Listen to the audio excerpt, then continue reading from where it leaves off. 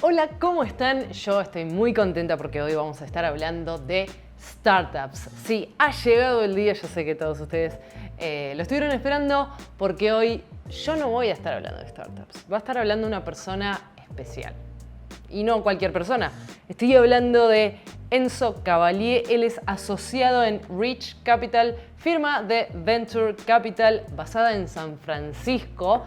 Y bueno, nos va a estar hablando de startups porque justamente él tiene un podcast, es fundador del podcast Startupiable, que bueno, habla sobre todo esto en español. Es sumamente escuchado por toda Latinoamérica, así que no se lo pueden perder. Hola Enzo, ¿cómo estás?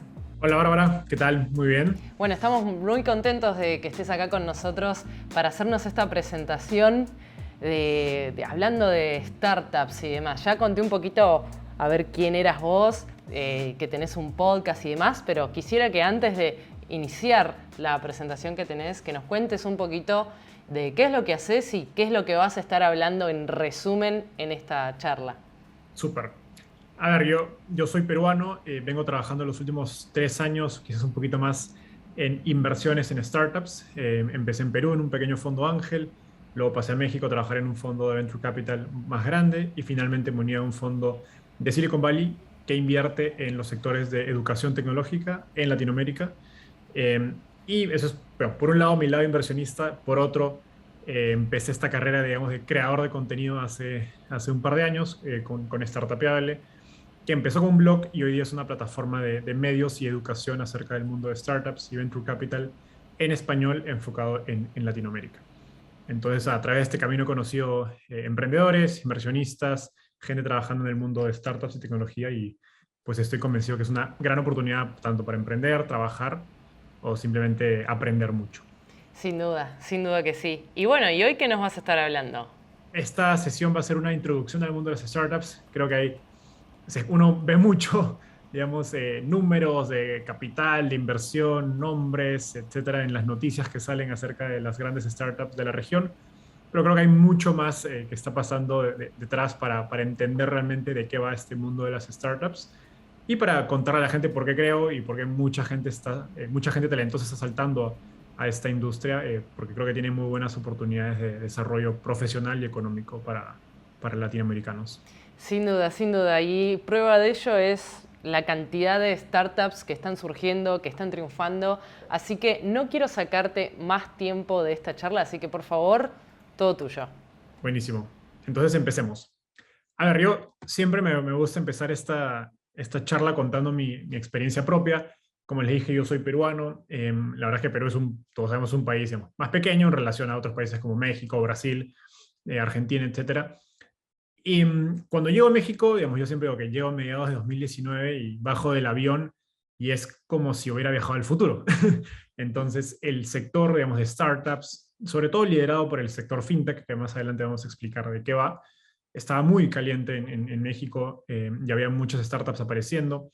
Y me recuerdo que a la semana de llegar me toca ir a este evento llamado el Fino Summit, que es la conferencia de fintech más grande de Latinoamérica, y pues pude ver en paneles y conferencias a muchos emprendedores e inversionistas internacionales, especialmente hablando de la gran oportunidad de fintech en Latinoamérica.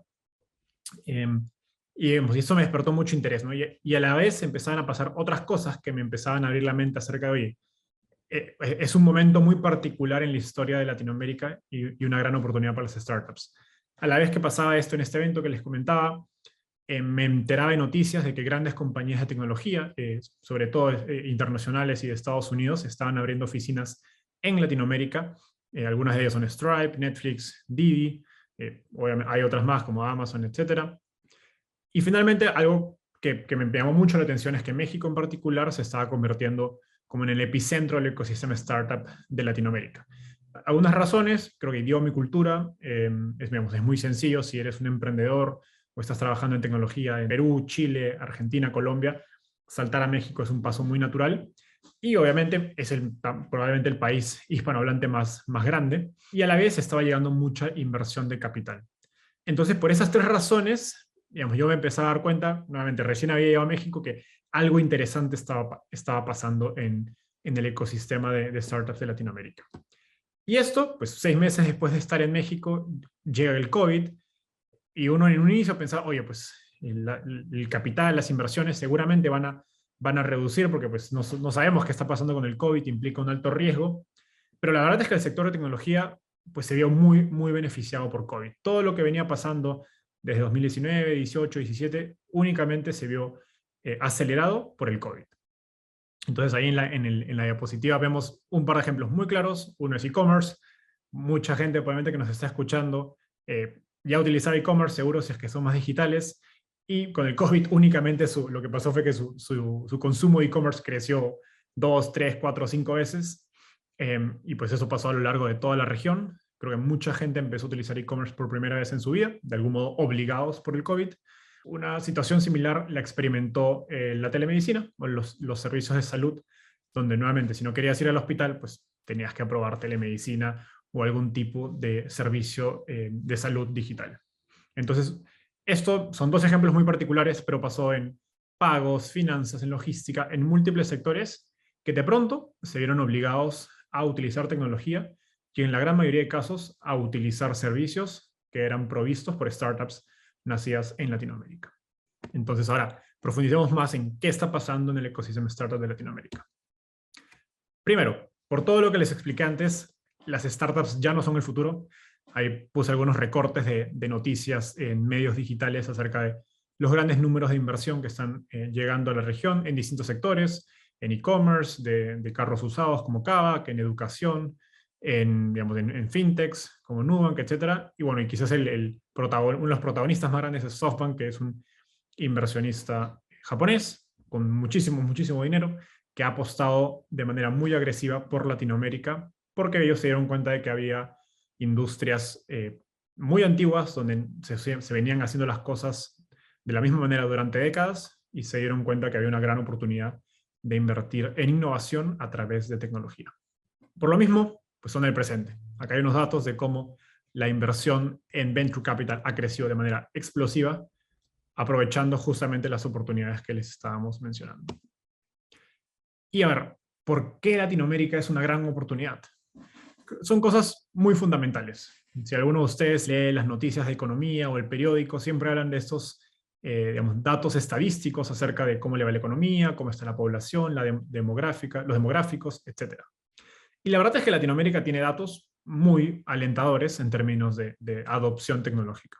Primero, es una región muy grande, más de 600 millones de habitantes, y lo interesante es que utilizamos bastante tecnología. Entonces, no solo tenemos mucha gente conectada a Internet, obviamente hay distintos niveles de velocidad de Internet, pero la gran mayoría tiene acceso a Internet. Muchos de estos utilizan bastante teléfono móvil. Es más, quizás el teléfono móvil tiene una penetración muchísimo más grande que los ordenadores o que las computadoras. Y finalmente no solo tenemos Internet, teléfonos móviles, sino que somos usuarios intensivos de aplicaciones móviles como Facebook, WhatsApp, etc. Entonces, esto habla de una población que, independientemente de los servicios digitales que existan, ya estamos conectados a aplicaciones móviles y la tecnología se ha convertido en parte de nuestro día a día. Eso implica que estamos más dispuestos a probar nuevas tecnologías. ¿Y qué ha hecho que, digamos, todo el trabajo de estas startups en qué se ha traducido hasta hoy? Yo diría dos efectos grandes. Uno es calidad de trabajo. Las startups, usualmente si levantan más de $500,000, crean mucho trabajo, pero sobre todo crean trabajo de calidad o trabajo, digamos, de conocimiento, que implica salarios más altos, mejores beneficios, etc. Y por lo tanto, mejores oportunidades de desarrollo económico para las personas que se animen a trabajar o participar en estas industrias. Y por la misma razón, obviamente, al ser trabajos que requieren conocimiento y pagan mejor, eso implica que estás utilizando tecnología, ciencias o disciplinas que requieren mayor conocimiento. Por lo tanto, la gran mayoría de startups en la región utilizan algún tipo de tecnología como Big Data, inteligencia artificial, Machine Learning y otras prácticas relacionadas a marketing digital, datos, etc. Y, como les dije en la diapositiva anterior, todo este capital, esta alta demanda por los servicios de startups se están traduciendo en mejores oportunidades de desarrollo económico y profesional para quienes se animan a trabajar, pero no solo del lado de salario, sino también del lado de acciones, de lo que se conoce en inglés como equity. Cuando uno trabaja en una startup, y esto cada vez se vuelve más común, usualmente tiene el derecho a participar en acciones, o lo que se conoce como opciones. ¿Y esto que implica? Que uno se vuelve dueño de un pequeño porcentaje de una startup. Las empresas tradicionales, digamos, más, digamos, con décadas de historia, no suelen hacer esta práctica de manera masiva. La gran mayoría de startups, dado que quieren competir por el mejor talento, se ven forzados a ofrecer no solo un mejor salario, mejores prestaciones o beneficios, sino también ofrecer la posibilidad de ser, digamos, socio de la compañía como empleado. ¿Para qué? Para que uno se quede a largo plazo y obviamente esté mucho más motivado o alineado con los objetivos de la compañía. Lo interesante de esto es que pues esas acciones no solo son un papel que están guardados en tu cajón, sino que son la posibilidad de si la compañía crece y eventualmente tiene un exit, en donde no voy a profundizar en ese concepto, pero básicamente se refiere a que alguien adquiere la compañía o adquiere un porcentaje de la compañía y por lo tanto paga un monto mayor a lo que la compañía valía hace algunos años. Eso implica que tú como empleado o emprendedor puedes vender tus acciones y por lo tanto generar un ingreso considerable por la venta de tus acciones, que usualmente está en órdenes de magnitud mayor a tu salario. Por lo tanto, trabajar en esta industria es una gran oportunidad para generar retornos y la verdad es que generar simplemente, en inglés se dice riqueza generacional, ¿no? Pues esto es una gran oportunidad para poder salir adelante en términos económicos. Ahora, ya les di mucho contexto acerca de qué va el mundo de las startups, pero no hemos hablado en sí mismo de qué es una startup, ¿no? Y qué hace diferente una startup de una empresa tradicional, de una empresa de consumo masivo, de un banco, etc. Ahora vamos a profundizar en eso. Primero, una pregunta muy, pero muy básica. ¿Qué es una startup? Paul Graham, seguro han escuchado de él, o si no, los invito a googlearlo, porque tiene un blog muy, pero muy informativo acerca de todo lo que implica emprender en tecnología. Él fundó Y Combinator, que es la aceleradora más reconocida a nivel mundial, sin duda. De hecho, Coderhouse fue parte de la aceleradora de Y Combinator. Y él define de manera muy sencilla que una startup es una empresa diseñada para crecer rápido. Ahora, ¿qué implica crecer rápido?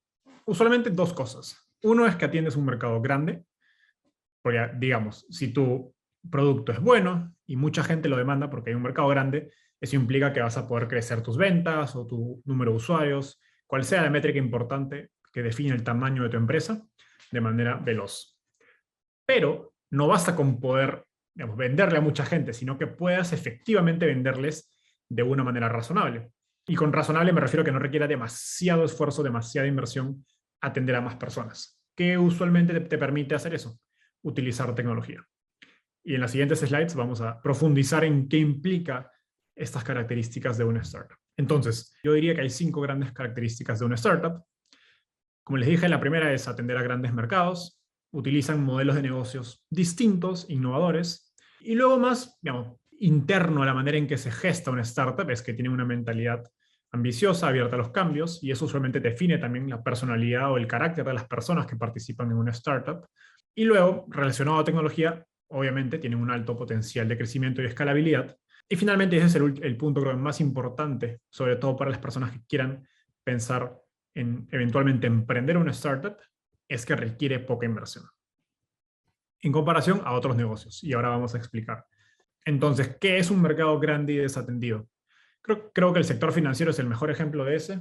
1 de cada 2 personas, en algunos países 2 de cada 3. En Latinoamérica tienen acceso a una cuenta bancaria, digamos, oficial.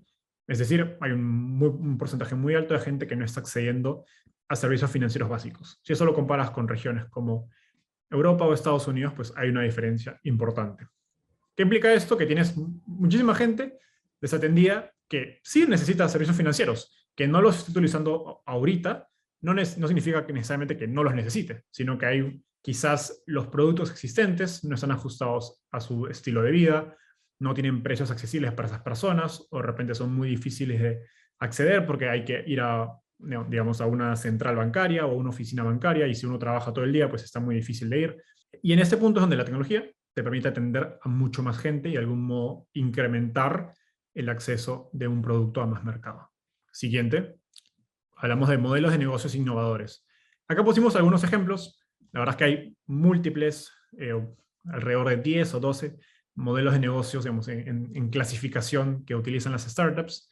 Creo que los marketplaces son uno de los más comunes o en los que probablemente más gente hayan sido parte. Mercado Libre es quizás el mejor ejemplo, una plataforma donde conecta vendedores y compradores, así de sencillo, y ellos obtienen una comisión o un porcentaje de esa venta por haberla habilitado a través de la conexión, de los pagos, de la logística, etc. Luego, e-commerce, obviamente, hoy día quizás no suena un modelo de negocio innovador, sobre todo por todas las tendencias que trajo COVID, pero hace un par de años, pues e-commerce era un modelo de negocio relativamente nuevo. Y finalmente, y un modelo que cada vez está siendo más digamos, común, es el de software as a service, donde uno, en lugar de comprar un software, como si hay gente que tiene un poco más de 25 o quizás 30 años, al escucharme recuerdan haber comprado su licencia de Word de Microsoft cuando tenías que comprar el disco, y eso, digamos, eso era una licencia por un año o por cierto tiempo. Ahora hemos pasado a un modelo donde pagas simplemente por una mensualidad por el uso del software, y cuando lo dejas de pagar, pues ya no tienes acceso. Entonces, ha habido un cambio en cómo se consume el software, impulsado por estas startups de software as a service. Y un tema importante que mencionaba hace un poco es qué características tiene la gente que participa en las startups. La verdad es que las startups en sí es difícil decir que son una empresa o una compañía, porque usualmente es un grupo de gente, 5, 10, 20 personas, que están todavía experimentando en torno a un producto, en torno a un modelo de negocio. No en todas las startups, sobre todo en la etapa inicial, hay el área de recursos humanos, o el área legal, etcétera, o el área de contabilidad. Todas esas son cosas que se van construyendo a medida que la compañía crece. Pero en un inicio es básicamente unas pocas personas, los socios, los primeros empleados que se juntan a aprender sobre un mercado, digamos, experimentar sobre un producto y encontrar ese producto que saben hacer, que encaja con un mercado y que pueden venderlo, digamos, de manera escalable. Por esto, las startups suelen pensar en grande, y eso está obviamente muy influenciado por la gente que es parte de la startup. Y segundo, ejecutan rápido. Como les dije, pues, al inicio una startup no es una empresa, está probando múltiples cosas a ver qué funciona. Hay una lógica, hay investigación detrás, claro, pero la verdad es que en ese inicio una startup, y me gusta esta definición, se parece más a un experimento que a una compañía de verdad. Pero para que estos experimentos sean efectivos, pues hay que hacerlos de manera rápida, a bajo costo, y eventualmente encontrar las respuestas, sean correctas o incorrectas, y seguir iterando en el tiempo hasta encontrar ese producto que resuelve el problema que tiene tu cliente. Y luego hablamos de escalabilidad durante varias veces en los últimos minutos. ¿Qué es escalabilidad? Es muy sencillo. Imagínense una empresa tradicional, una tienda de zapatos, una cadena de hoteles. Si quieren vender más, tienen que invertir mucho más en activos fijos. O sea, una nueva tienda, digamos, un alquiler en un centro comercial, o de repente adquirir un terreno para construir la tienda, o de repente adquirir un hotel, efectivamente, para tener más habitaciones por las que alquilar. Una startup no necesita hacer este tipo de inversiones en activos y por lo tanto puede moverse y crecer de manera más ágil y eficiente. Brian Chesky es el fundador de Airbnb y acá hace un ejemplo muy sencillo que muestra cuál es el potencial de escalabilidad de una startup. Mientras Marriott en 2014 iba a aumentar 30.000 habitaciones a través de sus inversiones en más hoteles, Airbnb ofreció 30.000 habitaciones más en 2 semanas. ¿Por qué? Porque Airbnb no estaba utilizando sus propios habitaciones instaladas, sino apalancaba la oferta existente de otras personas. Y el punto final más importante de la característica de una startup, en mi opinión, es que empezar una startup es barato. No quiero decir que es gratis, que cuesta cero, pero si ustedes se ponen a pensar en los modelos de negocios que la gente solía emprender hace 10 o 20 años, sea un restaurante, una tienda de ropa, una fábrica, digamos, de repente de ropa, de zapatos, incluso de mesas, muebles, etc. Estos tipos de negocios usualmente requerían una inversión importante, digamos, de 5.000, 10.000, 20.000 dólares, en adquirir equipo, adquirir una oficina, tener cierto espacio de trabajo para que tu equipo pueda reunirse, etc. Creo que la característica más interesante de las startups es que ha reducido mucho los costos necesarios para poder emprender.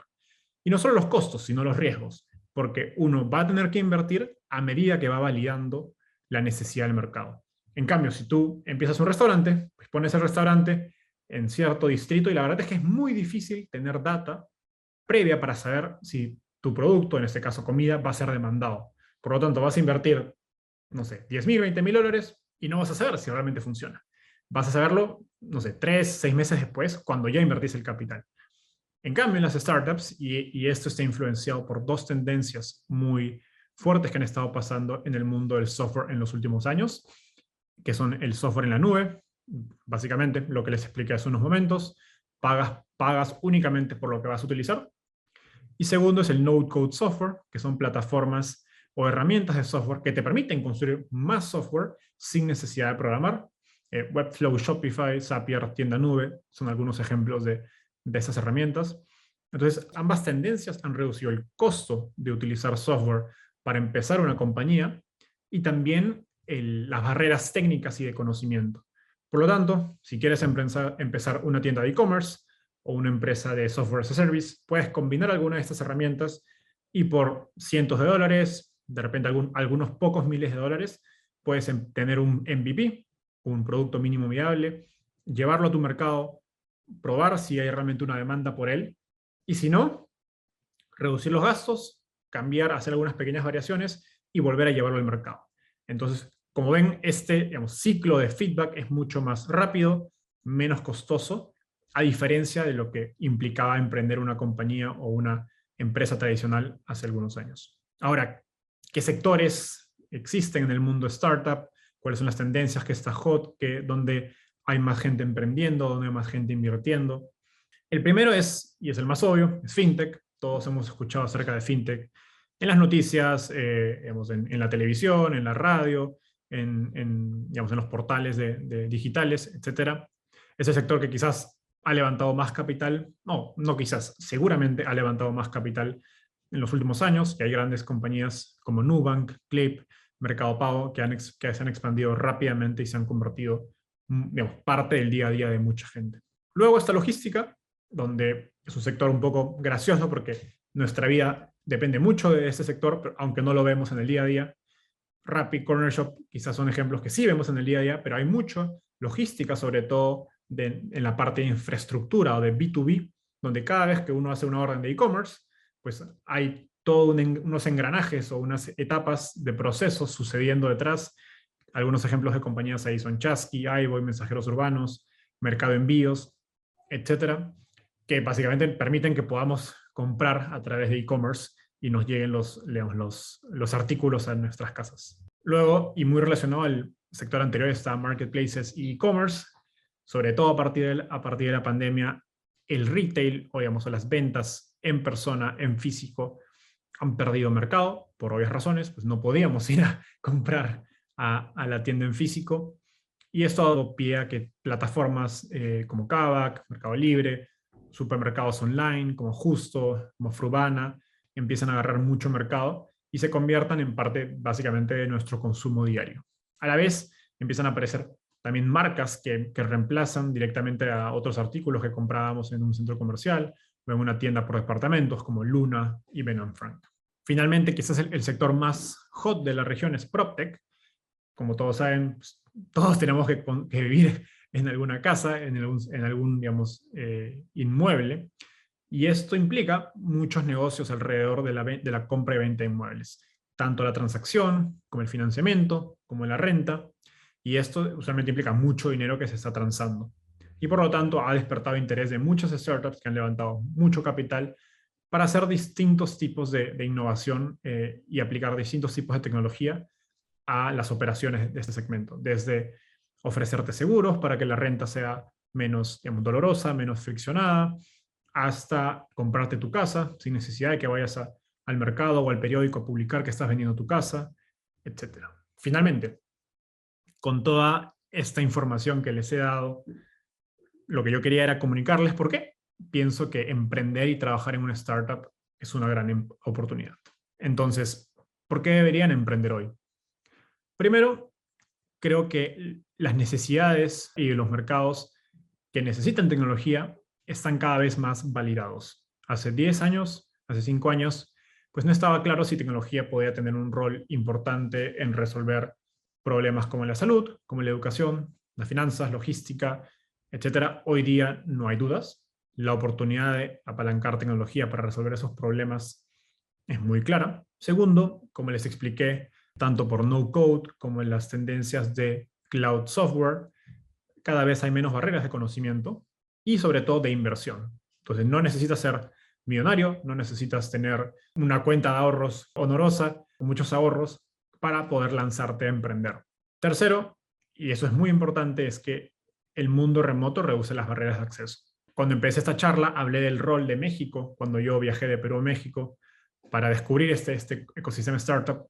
Hoy, gracias al COVID, la verdad es que uno puede emprender de cualquier país, hay acceso a capital, a talento, a conocimiento, a comunidades, a aceleradoras, a incubadoras en todos los países de Latinoamérica. Y eso hace que, la verdad es que las oportunidades de emprender exitosamente sean similares en todos los países de la región. O, no voy a decir que son iguales, evidentemente, si estás en un país más grande, hay más facilidades, pero creo que esa brecha se está reduciendo en el tiempo, sobre todo a partir del COVID.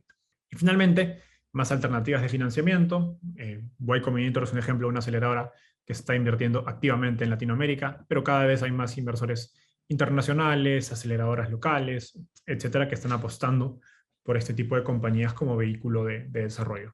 ¿Cómo emprender una startup hoy? Mis recomendaciones son muy sencillas. Como les dije, utilicen herramientas no-code, utilicen herramientas que necesiten poco conocimiento técnico para validar su mercado y busquen tener un modelo de negocio rentable. Es decir, que cada vez que un cliente suyo compre un producto, les cueste menos de lo que están invirtiendo en adquirir ese cliente y producir ese producto. Y luego, si es que ese modelo funciona, levanten capital. Del otro lado, digamos, del lado de la derecha, la diapositiva, mis recomendaciones son que no esperen a levantar capital para validar su mercado y hacer su negocio rentable. Hoy, quizás hace unos años, les hubiera dicho, sí, levanten capital. Hoy la verdad es que la necesidad de capital es cada vez menor y pueden empezar con muy pocos ingresos. Es cuestión que vayan a Google, que traten de investigar o vayan a Corehouse, otras compañías de educación y aprendan esas habilidades clave que son necesarias para emprender en su sector. De repente es marketing digital, de repente es diseño UX UI, de repente es programación, de repente es incluso programación a un nivel más avanzado, de infraestructura, de backend, etc. Ustedes sabrán el producto que quieren construir y qué habilidades se necesita para poder elaborarlo. Vayan a aprenderlo, simplemente, y luego láncense a emprender. Y si no quieren emprender, es válido. Una gran opción es trabajar en una startup hoy. Sobre todo si eventualmente quieren emprender, trabajar en una startup les va a permitir ver si realmente les gusta este mundo, porque como les dije, es particular, tiene una cultura especial, distinta quizás a otras empresas donde hayan podido trabajar o experimentar. ¿Por qué creo que es un buen momento para trabajar en una startup? Por las mismas razones que les dije relacionadas a emprender una startup. Es la ola creciente, cada vez hay más capital, mejores oportunidades de desarrollo profesional, económico, e incluso les diría, hace algunos años, trabajar en una startup implicaba de repente tener que arriesgar y ganar un sueldo menor al de una compañía tradicional. Hoy día, gracias a que hay más capital disponible, esa brecha es menor, así que uno puede saltar de una empresa como un banco, como una consultora, como una empresa industrial, a trabajar en startups por un sueldo similar y no tiene que hacer ese sacrificio. Lo que sí, les recomendaría evaluar muy bien su aversión al riesgo y situación financiera, porque es distinto trabajar en una compañía de tecnología consolidada como Uber, Didi, Amazon o Mercado Libre, a una startup que todavía está en etapa de crecimiento, ¿no? Algo que se conoce como late stage o etapa tardía o etapa de crecimiento como Rappi, Clip, Confío. También son empresas consolidadas, aunque igual hay una posibilidad posibilidades de aprender y crecer rápidamente. Y luego están las startups sí, de etapa temprana o etapa semilla, donde la verdad es que aún hay muchas cosas por encontrar, por descifrar, y por lo tanto son un espíritu mucho más startup en sí mismo, en el sentido de que, como les dije hace un rato, se parece más a un experimento que a una empresa con estructura y procesos definidos. Esas son grandes oportunidades para aprender, para crecer rápido, para salir de su zona de confort, aunque también, por obvias razones, implica un riesgo mayor de que de repente la startup, pues en unos meses, truene porque no funcionó el modelo de negocio, porque no era rentable, porque el producto no era lo que esperaban, etc. Finalmente, quiero cerrar con esta frase que suelo compartir en el podcast Startupeable, y es que emprender en tecnología es una oportunidad histórica para resolver los problemas más urgentes de Latinoamérica. Así que anímense a emprender. Si quieren aprender más de este mundo. Les dejo algunas recomendaciones de libros y podcasts que pueden leer y escuchar. Del lado de libros, Zero to One es un libro muy inspirador para entender en qué se diferencia una experiencia trabajando o emprendiendo en una startup en comparación a una compañía tradicional.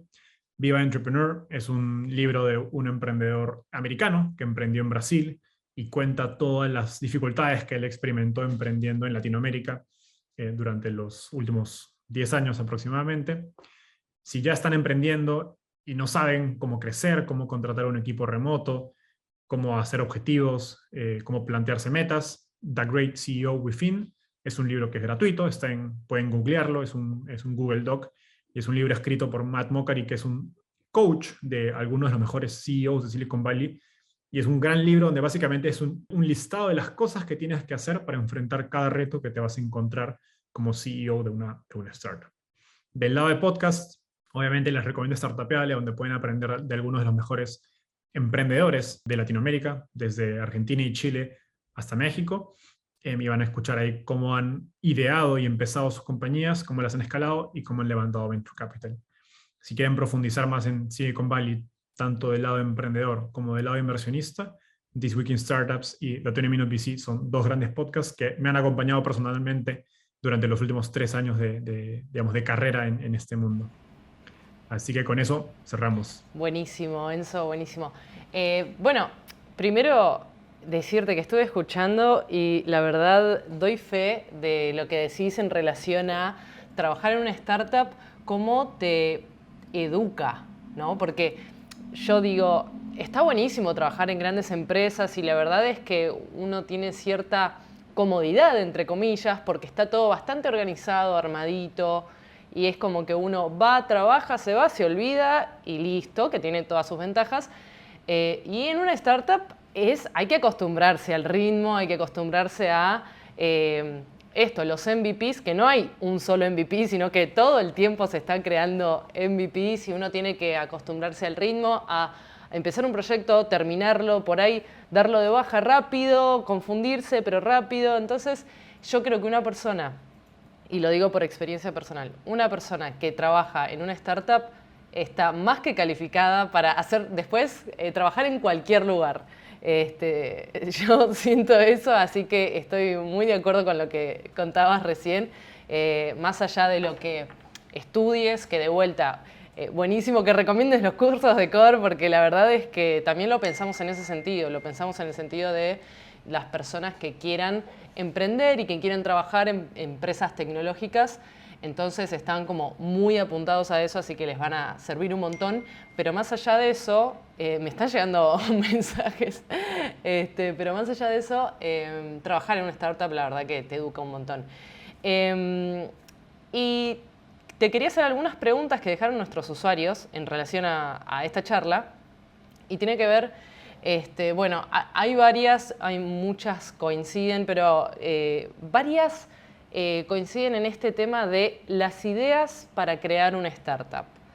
Es como que siempre preguntan, bueno, ok, sí, a mí me encantaría crear una startup, me encantaría emprender, pero no sé de qué, no sé cómo. Me parece re fundamental esto que decías hace un ratito de, bueno, empiecen con el conocimiento que ustedes tienen o con cuestiones sin codear, si es que no tienen programadores.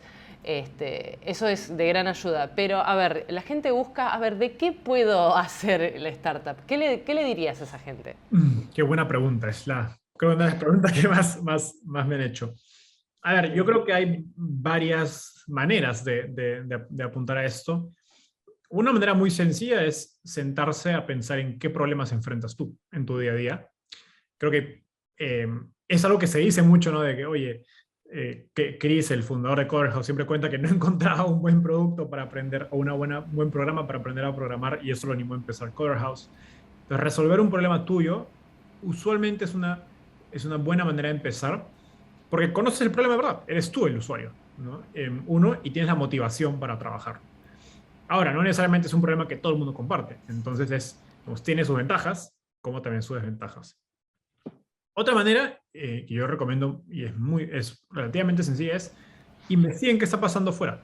O sea, fuera de, no, puede ser Estados Unidos, puede ser Europa, puede ser Asia. Sobre todo recomendaría enfocarme yo en el sudeste asiático, en India, que son regiones que comparten muchos digamos, problemas o retos a los países latinoamericanos.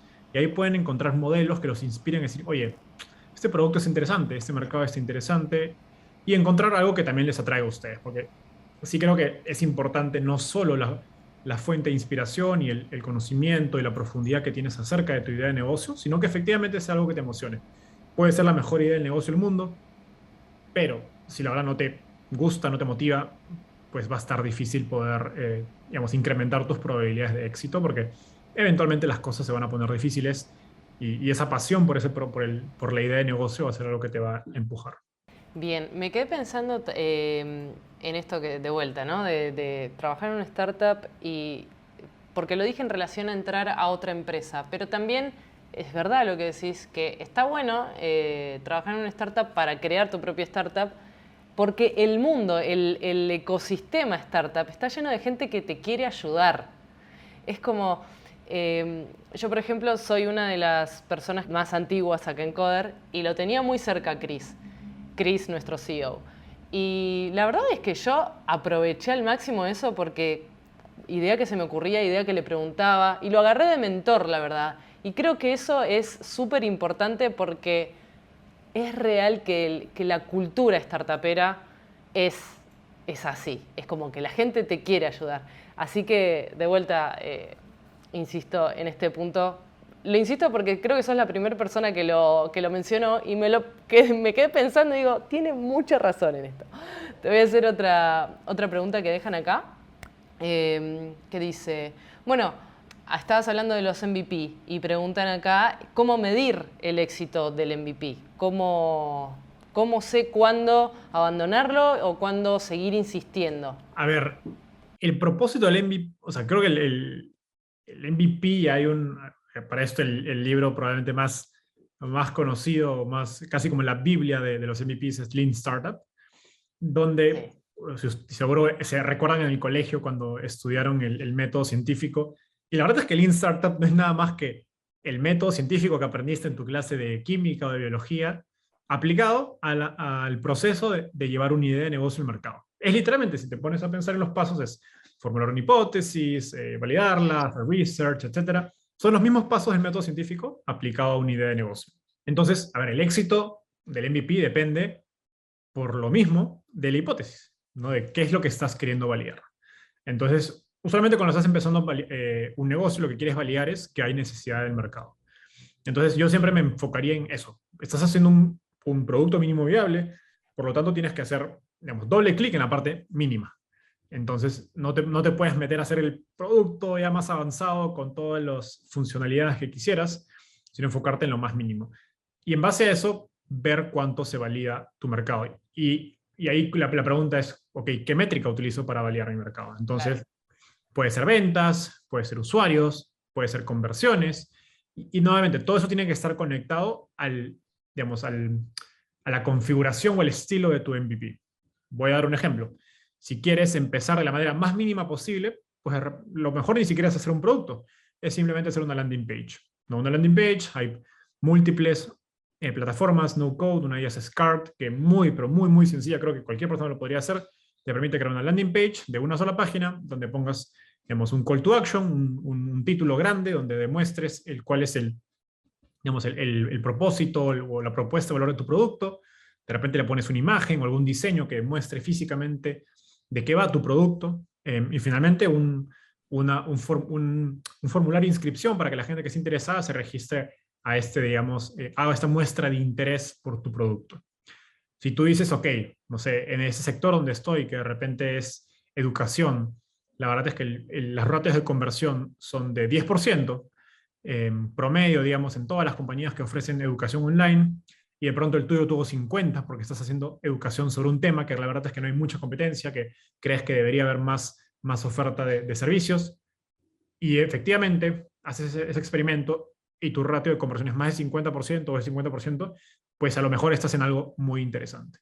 Entonces, nuevamente, haría doble clic en cuán mínimo es tu MVP, cuál es la relación con esa métrica que quieres medir y ponerte una meta. Y si la meta una meta obviamente informada en de repente en otras empresas del mercado, en lo que te han dicho algunas personas que conoces de ese mercado o algunos especialistas. Y si superas esa métrica, pues es un buen momento para empezar a construir ya más allá del MVP. Excelente, excelente. Bueno, siguiente pregunta es, ¿qué me conviene arrancar? ¿Con un producto o con un servicio? Uy, como dicen los economistas, depende. Em, yo creo que si empiezas con un producto, tienes que tener digamos, una tesis o una investigación detrás de tu idea de negocio bastante fuerte, porque el producto usualmente va a requerir mucho más inversión de tiempo, de repente de capital, o algún poco más de Claro. conocimiento técnico para poder llevarlo a cabo, ¿no? Y nuevamente está conectada a la pregunta anterior en el sentido de que un servicio usualmente el MVP de un servicio es más fácil que el MVP de un producto, ¿no? Porque tiene que haber, el producto va a estar más elaborado, en cambio en un servicio, de repente lo puedes hacer tú mismo y con tus propias horas puedes validarlo y si pues no hay demanda, etcétera, sabes que no funciona. Entonces, esa es una variable a considerar. Y la segunda es, pues, ¿qué hace más sentido para tu mercado? Así de simple. O sea, hay mercados donde más vale la pena empezar con un servicio. ¿Por qué? Porque el servicio requiere considerablemente menos esfuerzo para validar ese MVP y te permite pues, conseguir esas validaciones de mercado importantes antes de ponerte a construir un producto. Creo que un ejemplo de esos es usualmente los softwares que se venden a empresas grandes, corporativos o enterprise. Muchos empezaron como consultoras, donde había digamos, Claro. un grupo de 5 o 10 personas que daban este servicio, una consultoría de, no sé, de análisis de datos acerca de cómo se mueve la demanda en la plataforma de Mercado Libre. Eran 5 o 10 consultores y eventualmente se dieron cuenta que pues, la necesidad del mercado crecía, que no solo era Mercado Libre el cliente, sino habían otras plataformas como Amazon, etcétera. Y dijeron, oye, pues si queremos escalar, ya no podemos estar creciendo la empresa de más consultores, sino hay que construir una herramienta que de algún modo, y eso se conoce como productizar, que refleje los procesos y las tareas que hacemos en ese servicio en un producto de manera automatizada, ¿no? Y eso ya lo puedes vender, obviamente, un costo más barato, más accesible, pero también tu mercado es el mundo, ya no es solo el país donde estás o la región donde estás, porque puedes venderlo de manera, digamos, escalable, dado que es un software. Claro, claro. Bien, sigamos con las preguntas. Acá hablan más que nada del equipo de gente que vas a necesitar para la startup. ¿Cómo elegir a esas primeras personas? ¿Qué tener en cuenta, qué considerar para elegirlas, ¿no? ¿Cómo harías vos? Buena pregunta. Creo que hay 2 o 3 puntos clave. Uno es química, confianza. O sea, son personas con las que vas a pasar mucho tiempo.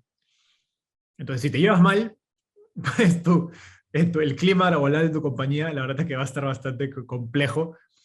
Tienes en cuenta que, como nos contaba Bárbara, pues trabajar en una startup es un mundo de emociones, que va y viene, donde hay MVPs, donde todo se está como que todavía descubriendo. Pues es un mundo estresante, es la verdad. Uno lo puede disfrutar, pero hay emociones. Entonces, si no disfrutas trabajar con esa persona que va a ser uno de tus primeros socios, pues la verdad es que está difícil mantener la compañía en el tiempo, dado que la relación probablemente se quiebre de manera muy rápida. Eso es uno. Segundo es que tengas habilidades complementarias. Y eso es algo que es un error común, donde a veces ves un equipo de startups donde 3 personas tienen experiencia financiera o 3 personas son desarrolladores de software. Y aun cuando tengan de repente la misma carrera o hayan hecho, su experiencia haya sido similar, siempre creo que tiene que haber alguna inclinación o un compromiso hacia que sus roles sean diferentes dentro de la compañía. Entonces, hay compañías que he conocido donde los dos socios o 3 socios son desarrolladores de software de carrera o se han dedicado a eso durante toda digamos, su vida, etcétera. Pero uno ya está en un rol donde ya la verdad es que no está preocupado por desarrollar software, sino quiere más desarrollar sus habilidades personales, quiere enfocarse más en la parte, digamos, de liderazgo, de motivación, de manejo de equipo, etcétera. Otro, en cambio, le gusta mucho más diseño y se quiere meter a ese producto y data, etcétera. Y otro, de repente, es mucho más tech, quizás que le gusta realmente tecnología. Entonces, aun cuando vengan todos de un background, una experiencia similar, todos tienen roles diferentes y se enfocan en su rol. Entonces, eso es importante tenerlo de un inicio. Y finalmente, pues motivación, que tengan digamos, un gusto por el problema similar, una pasión por el problema muy similar. Excelente. Bueno, y te hago una última pregunta y ya terminamos acá, así no te sacamos más tiempo. Esta pregunta va del lado de la casa, del lado de nosotros. Por tu podcast Startupeable, ¿cuál es la mayor enseñanza que te han dejado en alguna de las entrevistas que has hecho? Qué buena pregunta. Difícil, te agarré como de imprevisto. Yo creo que es algo que he aprendido de tanto de emprendedores como de mi propia experiencia, porque siempre digo startupeable, si bien yo digo que no es una startup, y conectando con lo que hemos explicado antes, porque no es un proyecto escalable de verdad, a nivel, o sea, es muy grande, porque uno depende de mí, yo soy el, digamos, el host Claro. del podcast, eh, y pues no tiene tanta tecnología atrás, utilizamos otras herramientas, etcétera. Entonces no es un proyecto en sí escalable, pero sí es un emprendimiento. No es una startup, pero es un emprendimiento. Y creo que en emprendimientos, algo que he aprendido a partir de mi experiencia y conversando con otros emprendedores en el podcast es el valor de priorizar. Y todo el mundo te habla del foco, de priorizar, pero creo que hasta que no lo vives, no lo aprendes de verdad.